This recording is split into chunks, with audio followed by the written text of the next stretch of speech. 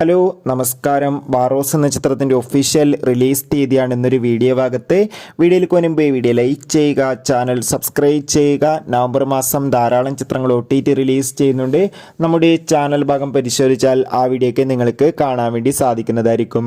മോഹൻലാൽ നായകനായി വരാൻ പോകുന്ന ചിത്രമാണ് ബാറോസ്. എല്ലാ സിനിമാ പ്രേമികളും ഒരേപോലെയാണ് ചിത്രത്തിൻ്റെ ഓരോ അപ്ഡേഷനും അറിയാൻ വേണ്ടി കാത്തിരുന്നത്.